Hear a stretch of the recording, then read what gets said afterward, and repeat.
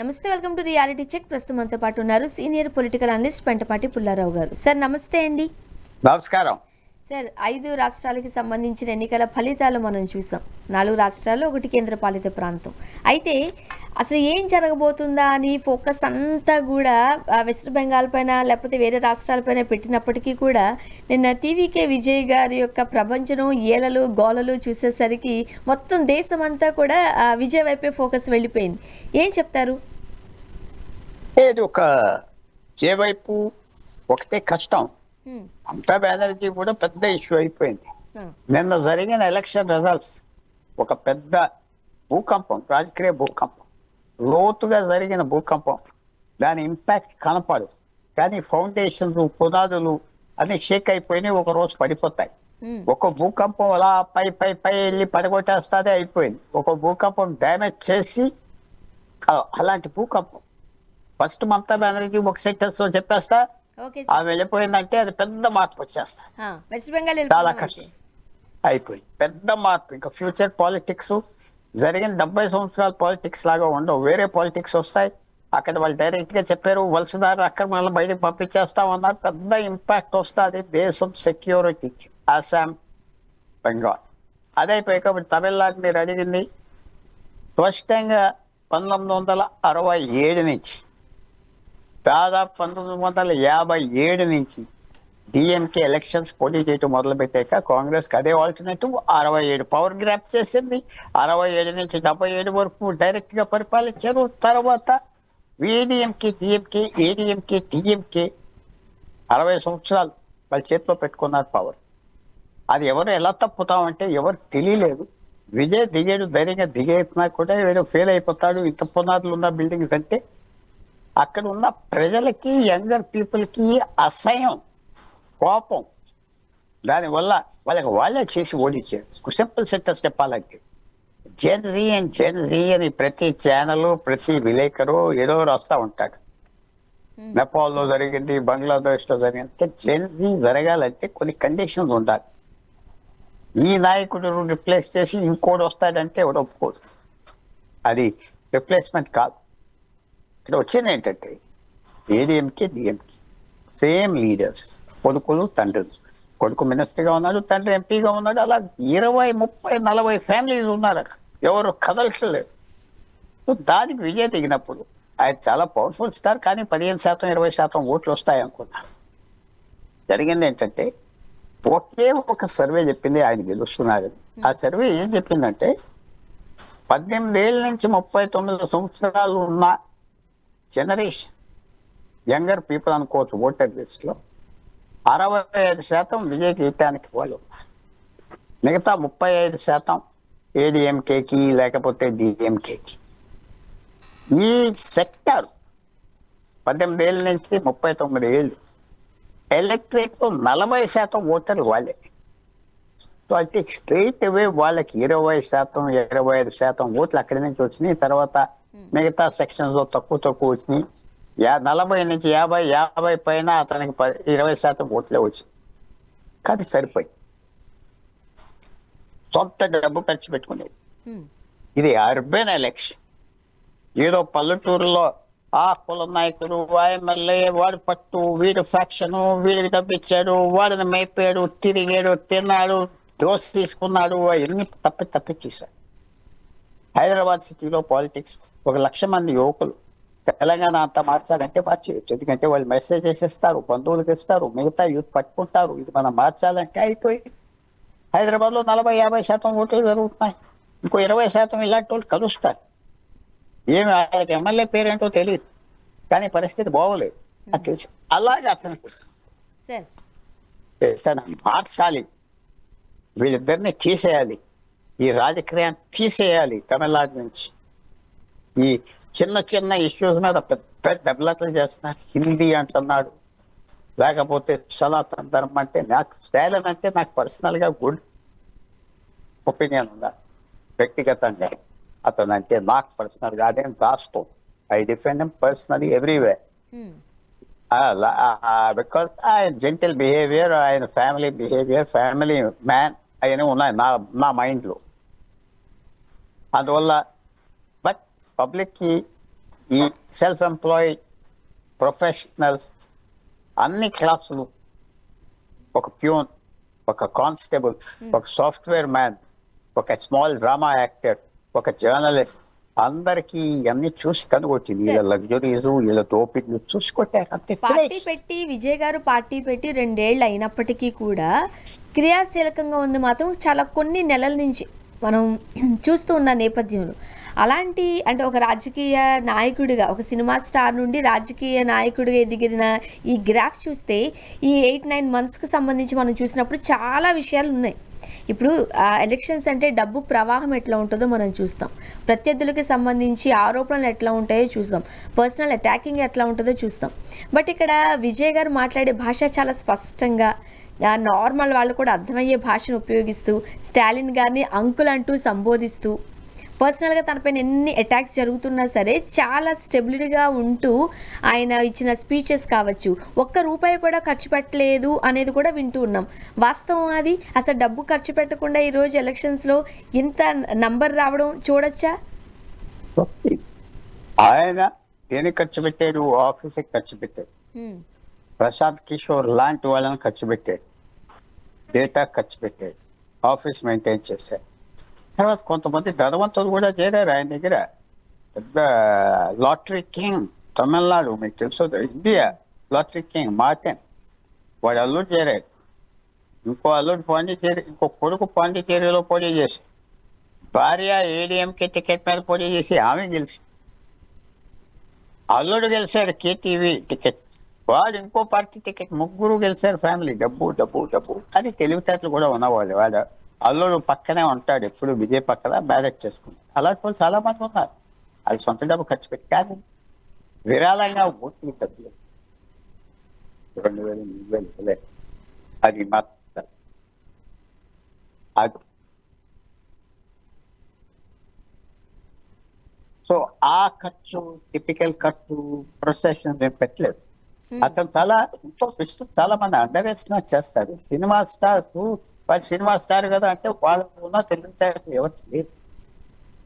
ప్రతి యాక్టరు ఒక గను, డబ్బుతో చాలా జాగ్రత్తతో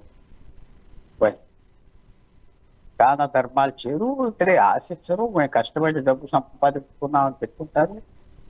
రాజకీయ నాయకుల కంటే వాళ్ళకి ఎక్కువ ప్రజల్ని ఎలా ఆకట్టుకోవాలి, ఏ పని చేస్తుంటే ప్రజలు మనకు చూసి ఆనందపడతారు, మన పర్సనల్ లైఫ్ ఏంటి, యాక్షన్ చేసి ఏ మెసేజ్ ఇవ్వాలి, ఏ జీన్స్ వేసుకుని చిరిగిపోయిన టీషర్ట్స్ వేసుకుని తిరగాలి, మోటార్ సైకిల్ తొక్కాలి, ఏం చేయాలి, అంతా వాళ్ళు పబ్లిక్ ని అట్రాక్ట్ చేసుకునేది రాజకీయ నాయకుల కంటే సినిమా స్టార్స్ కి ఎక్కువ నాలెడ్జ్ ఉన్నారు,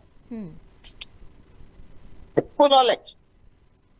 సో విజయ్ తక్కువేం లేదు, రజనీకాంత్ తక్కువ కాదు, పవన్ కళ్యాణ్, ఎన్టీఆర్, ఎంజీఆర్, 5 పేర్లు చెప్తున్నారు దక్షిణాదిలో.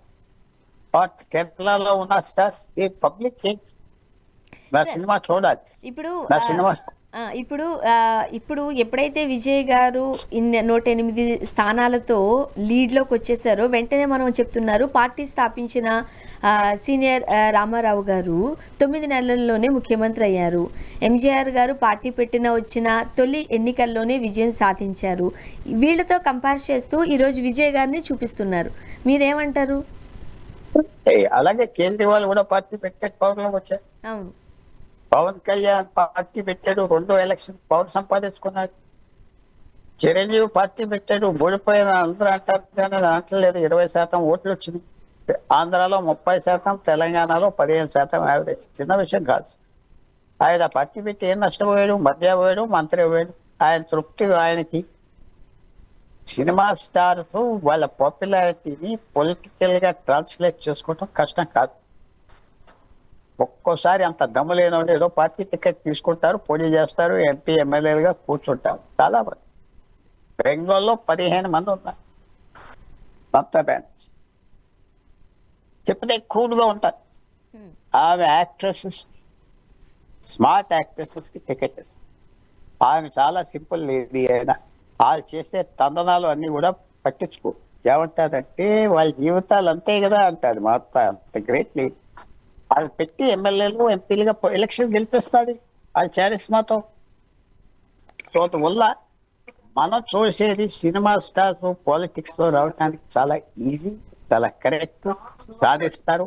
విజయ్ సాధించింది ఏంటంటే ఎన్టీ రామారావు పోటీ చేసినప్పుడు కాంగ్రెస్ కి ఇంకో వ్యతిరేక పార్టీ లేదు. ఎంజీఆర్ పోటీ చేసినప్పుడు పార్టీ విడదీసి వెళ్ళినప్పుడు కాంగ్రెస్ పార్టీ కూలిపోయి ఉన్నారు. ఓటింగ్ పర్సెంటేజ్ లేదు.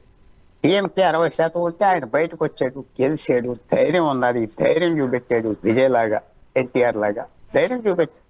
ఎప్పుడైతే పాలిటిక్స్ లో బయట వస్తారో యాక్టివ్ వాళ్ళు తెలుసు మొదలు పెడతారు, అల్లరి చేస్తారు, లోకుగా చేస్తారు, పట్టించుకోలేరు. ఎన్టీఆర్ని తిట్టారు, ఎంజీఆర్ని తిట్టారు, చాలా తిట్టారు. ఎంజీఆర్, కరుణానిధి వాళ్ళు, పవన్ కళ్యాణ్ తిట్టారు, ఎవరిని విజయన్ ఇష్టం వచ్చినా కానీ సాధిస్తారు. ఆడితే సౌత్ ఇండియన్ స్టార్స్ పర్టికులర్ గా తెలుగునాడు, తమిళనాడులో వాళ్ళే పార్టీలు పెట్టుకుంటారు. ఫ్యాన్ గ్రూప్స్ ఉన్నాయి, ఎంకరేజ్ చేస్తారు. నార్త్ ఇండియన్స్ లో అంత లేదు. సార్ అమితాబ్ బచ్చన్కి ఫ్యాన్ గ్రూప్స్ లేవు, ఏం లేవు. షారూక్ ఖాన్కి ఏం లేవు. తేడా ఉన్నాయి. చెప్పండి. ఇప్పుడు రాజకీయాల్లో మనం ఈ సినిమా స్టార్ల సెలబ్రిటీస్ ఫోకస్ మనం చూస్తున్నప్పుడు రజనీకాంత్ గారు ముందు వరుసలోకి వస్తున్నారు. పార్టీ పెట్టబోతున్నారు, రాజకీయాల్లో క్రియాశీలకంగా ఉండబోతున్నారు అనుకున్నారు. కానీ ఆయన విరమించుకున్నారు. అండ్ కమల్ హాసన్ గారిని మనం చూసాం. వీళ్ళతో కంపేర్ చేసుకుంటే ఫ్యాన్ బేస్ కావచ్చు, యాక్టింగ్లో కావచ్చు, విజయ్ గారు నెక్స్ట్ ప్లేస్లోనే ఉంటారు. అలాంటి విజయ్ గారు ఈరోజు ఇంత ధైర్యంగా సింగిల్గా పోటీ చేసి ఈ నంబర్ తీసుకోవడాన్ని ఎలా చూడాలంటారు? ఆ గ్రాఫ్ రజనీకాంత్ భయపడ్డారు. ఎప్పుడైతే పార్టీ పెట్టబోతున్నాడో కరుణానిధి వాళ్ళు ఆయనతో మాట్లాడతాం మానేశారు. నీ సంగతి తేలుస్తాం అన్నారా లేదా అంటలేదు, భయపడ్డారు. కమల్ హాసానికి లోకల్ పాపులారిటీ లేదు, 2% ఓట్లు తెచ్చుకున్నారు. అది అంతే. కమల్ హాసానికి ఇతనికి కంపారిజన్ లేదు. ఎక్కువ నీతులు చెప్తాడు వాడు, చేసేయని ఆరోపణ. వీళ్ళు నీతులు చెప్పరు. యూత్ఫుల్ లైఫ్ లీడ్ చేస్తాను, ఎంత చిన్న విషయాలు అన్నాడు. వాటి మీద స్కాండల్ వస్తే చిన్న మ్యాటర్స్ అన్నాడు. సో అందువల్ల విజయ్ సక్సెస్ఫుల్. కారణాలు 1000 ఉంటాయి. విజయం వస్తే ఎన్నో కారణాలు ఉంటాయి. ఓటమి వస్తే ఇంకా ఎక్కువ కారణాలు ఉంటాయి. సరిగా పరిపాలిస్తాడా? పరిపాలిస్తాడు. తమిళనాడులో మంచి బ్యూరోక్రసీ ఉన్నది, వాళ్ళకి అప్పచెప్తారు, సాంప్రదాయంగా పరిపాలిస్తారు, మంచి రిజల్ట్స్ తీసుకొస్తారు. మన బ్యూరోక్రసీ లాగా తైతక్కలు, పౌరుతాలు, కులాలు గిలాలు ఉండవు. తమిళనాడు బ్యూరోక్రసీకి హిస్టరీ ఉంది. సో సక్సెస్ అవుతారు. Let us see.